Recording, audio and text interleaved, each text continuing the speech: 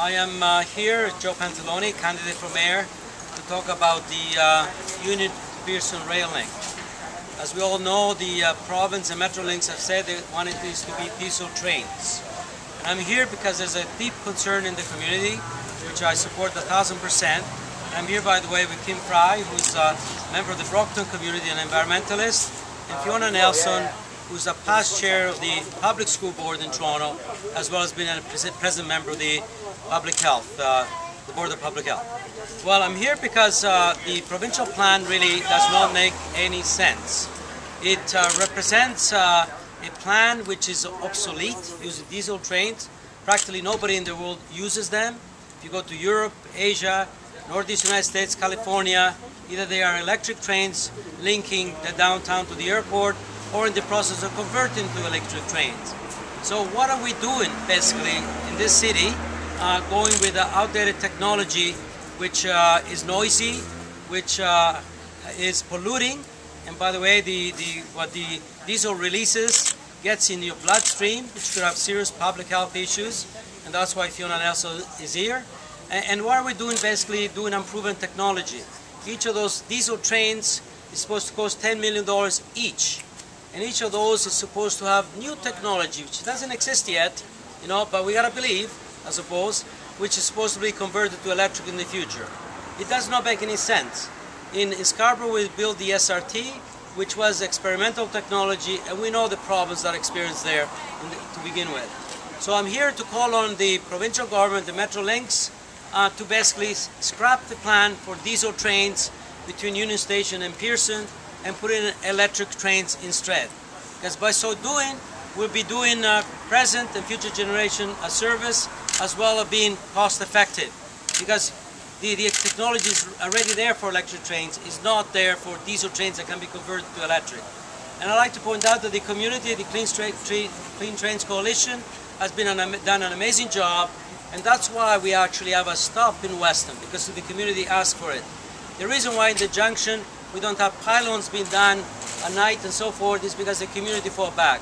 And on Strong Avenue, the reason we have a bridge design which makes sense is because once again the community fought back and won. I am convinced that the community is right, and I'm asking the provincial and Metrolinx to simply recognize that now rather than later and do the right thing.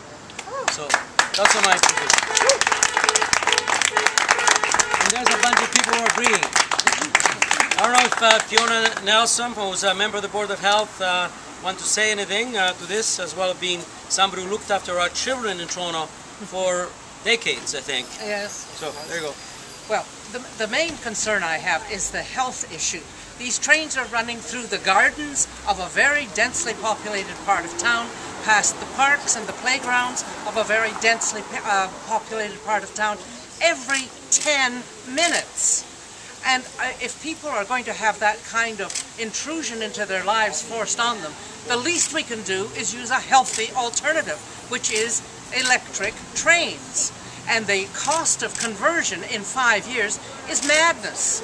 We should be starting off with electric trains, and the Board of Health took that position. I chair the downtown local health committee. They took that position, and I don't know anyone with any common sense that wouldn't take that position. And because there are 300,000 Torontonians, that's how many people will be affected by this negative technology which is polluting, creates noise and obsolete. You know, I would like to ask one of those Torontonians who's affected, Kim Fry here, who's on the path. Yes, thank you. So my name is Kim Fry. I worked as an environmentalist for a decade, and I'm a parent of a 7-year-old. We live right across from the tracks. We see the trains go by every morning, and we love public transportation. I'm a big advocate. I think we need to expand public transportation, but it does not make sense to use 19th century technology in the 21st century, and that's what these diesel trains are. So I think we absolutely need to expand our rail network, but we need to do it in a way that involves and includes what the community wants, and that includes a community process, more stops in those communities, which we can do if we use electric trains. And I think given the province's stated commitment to green energy, this is a perfect way to make those electric trains based on green energy. We don't have to have them coming from nuclear power, they can come from solar and wind. It's an excellent way to expand green energy in Ontario and expand public transportation at the same time, and that would help the health of all the many, many children and families who live along that corridor. And I feel very honored to be here next to Joe Pantalone, who's been supportive of the Clean Train Coalition and the communities right along that corridor from the get-go. So thank you, Joe. Thank you very much. Thank you. So that's it. Thank you. If you have any questions, be pleased to answer them, but basically that's our presentation.